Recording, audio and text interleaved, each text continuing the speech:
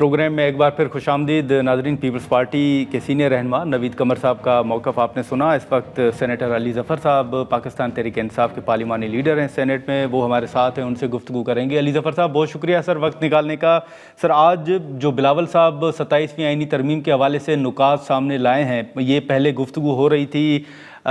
جب 26ویں آئینی ترمیم ہوئی تو اس کے بعد کہا جا رہا تھا کہ اس کے بعد 27ویں آئینی ترمیم بھی آنی ہے، لیکن حکومت تردید کر رہی تھی اس کی، اور اب تمام کے تمام جو نکات ہیں وہ بلاول صاحب سامنے لائے ہیں۔ سر اس میں سب سے پریشانی والی بات یا سب سے حساس بات آپ کی نظر میں کیا ہے؟ جی دیکھیں، جو 18ویں ترمیم آئی تھی اس کا انفیکٹ جو میرا خیال ہے اسپیئر ہیڈ جس نے کیا تھا، جس نے اس کی نمائندگی کی تھی، وہ پیپلز پارٹی تھی۔ اور پیپلز پارٹی کا موقف یہ تھا کہ ہم اس لیے یہ لے کے آ رہے ہیں کہ ایک تو جو جتنے پرابلمز تھے ڈکٹیٹرشپ کے ذریعے جتنی ترامیم ہوئی تھیں آئین میں وہ ختم کی جائیں، اور دوسرا پروونشل اٹانومی کی بات کی تھی انہوں نے کہ صوبوں کو ایک طرح سے اختیارات دیے جائیں واپس جو ان کے جائز اختیارات ہیں۔ تو 18ویں ترمیم کے بعد جو 26ویں ترمیم آئی تب تک انہوں نے کسی نے بھی یہ کوشش نہیں کی کہ جو اختیارات دیے تھے صوبوں کو وہ واپس لیے جائیں۔ اس وقت جو ٹویٹ آئی ہے بلاول بھٹو صاحب کی، جس میں انہوں نے کچھ نکات کا ذکر کیا ہے کہ یہ ڈسکشن ہوئی ہے، اس میں جو 18ویں ترمیم میں جس طرح کی اختیارات دیے گئے تھے صوبوں کو، ایک تو وہ واپس لینے کی کوشش کی جا رہی ہے، اور اس میں سب سے اہم چیز جو ہے وہ NFC ایوارڈ کے بارے میں ترمیم کی جا رہی ہے، وہاں سے واپسی کی جا رہی ہے۔ تو میرا خیال ہے پیپلز پارٹی کو جو ان کا پورا موقف تھا 18ویں ترمیم کے لیے وہ اس سے ختم ہوتا ہے، وہ بالکل اس کے برعکس ہے جو ترمیم اب 27ویں ترمیم کی کوشش کی جا رہی ہے جو ہمیں بتایا گیا ہے ٹویٹ میں۔ اور دوسرا وہ آئینی بینچ بنانے والا ایشو ہے کہ پہلے تو یہ ڈسکشن ہوئی تھی جب 26ویں ترمیم آ رہی تھی، اور اس میں JUI نے بھی مخالفت کی تھی اور پیپلز پارٹی نے بھی مخالفت کی تھی کہ آپ ایک نئی عدالت نہ بنائیں، آپ اسی سپریم کورٹ کے اندر ہی بینچ بنائیں۔ تو اب اس کی بھی ایک طرح سے خلاف ورزی ہو رہی ہے، اور اب یہ کہا جا رہا ہے کہ ہم ایک نئی کانسٹیٹیوشنل کورٹ بنا دیں گے۔ تو میرا خیال ہے یہ دو بڑے اہم اس میں نکات ہیں جو پیپلز پارٹی کو بالکل منظور نہیں ہونے چاہیے میری نظر میں، اگر وہ واقعی جینوئنلی یقین رکھتے تھے 18ویں ترمیم میں۔ لیکن علی ظفر صاحب اسی کے ساتھ ساتھ جو آرٹیکل 243 کا ذکر ہو رہا ہے، اب اس میں مختلف چیزیں چل رہی ہیں کہ اختیارات صدر صاحب کے پاس ہوتے ہیں، وہ شاید شفٹ کیے جائیں گے، مختلف آراء جو ہیں اس حوالے سے سامنے آ رہی ہیں۔ آپ سینئر قانون دان بھی ہیں سر، آپ کی انڈرسٹینڈنگ کیا ہے کہ اس میں کیا ترمیم ہو سکتی ہے؟ کیا صدر صاحب سے کوئی اختیارات لیے جا رہے ہیں؟ جی دیکھیں، جب صدر صاحب کے پاس تو اختیارات کم رہ گئے تھے 18ویں ترمیم میں، ایک طرح سے صدر کو فگر ہیڈ بنا دیا گیا تھا، اور زیادہ تر اختیارات جو تھے وہ پرائم منسٹر اور ان کی کابینہ کو دے دیے گئے تھے، اور یہ ایک پارلیمنٹری جمہوریت کے لیے 18ویں ترمیم میں ایک اچھی بات تھی۔ لیکن ہو سکتا ہے اب وہ کچھ مزید ایسی کارروائی کرنے جا رہے ہیں کہ جو پریزیڈنٹ کی پاورز ہیں یہاں تو ان کو کوئی ایسی طاقت دے دی جائے گی جو کہ 18ویں ترمیم میں ان کے پاس نہیں تھی، یا ان کے پاس جو اختیارات رہ بھی گئے ہیں تھوڑے بہت وہ بھی واپس لے لیے جائیں گے، اور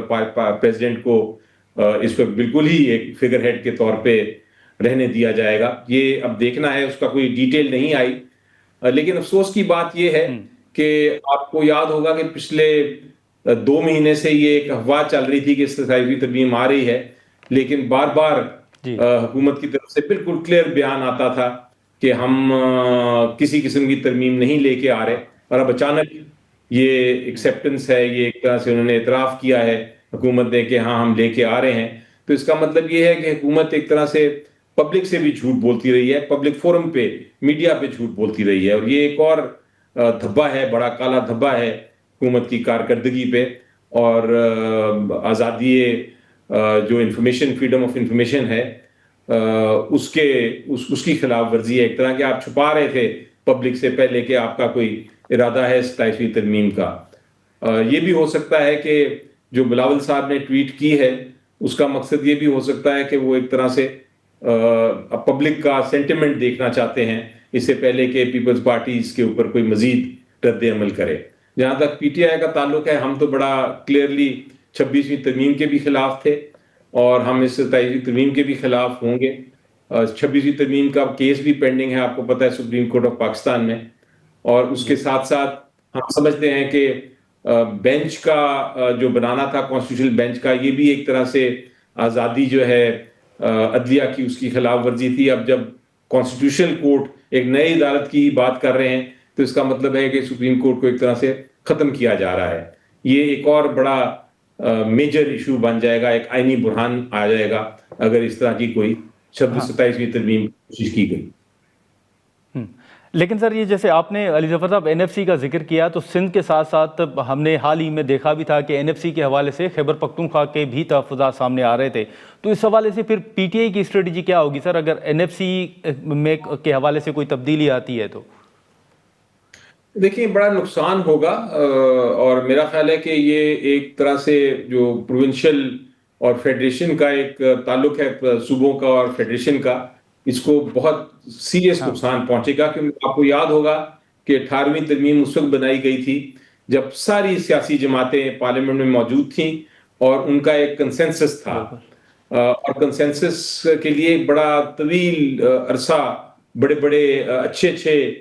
پارلیمنٹیرینز بیٹھ کے بڑی طویل عرصے تک وہ بحث کرتے رہے تھے، اور پھر 18ویں ترمیم میں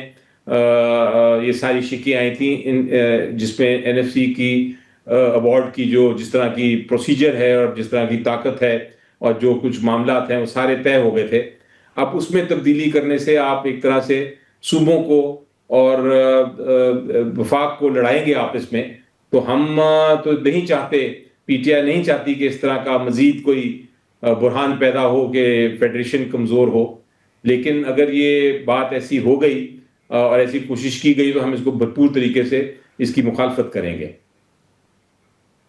لیکن اب یہ جو ریزرو سیٹس کا فیصلہ تھا یا جو مخصوص نشستیں سر ملی، مسلم لیگ نون ہو، پیپلز پارٹی ہو یا دیگر جماعتیں پی ٹی آئی کے علاوہ، اس کے بعد اب آپ کیا سمجھتے ہیں کہ جو 26ویں آئینی ترمیم کے دوران ایک ماحول تھا، اب کیا حکومت کو کہ نمبر گیم جو ہے وہ مکمل ہے، یا آپ پھر سے سمجھتے ہیں کہ نہیں، ابھی بھی ان کو نمبر درکار ہوں گے، مولانا صاحب ہو گئے یا دیگر جماعتوں کے؟ دیکھیں، یقینی طور پہ اگر تو حکومت کے ساتھ پیپلز پارٹی نہیں ہوتی اس معاملے میں، تو پھر تو نمبرز بالکل نہیں ہوں گے۔ اسی طرح اگر جے یو آئی، پچھلی بار آپ کو یاد ہے کہ جے یو آئی نے باقاعدہ طور پہ ڈسکشن کے بعد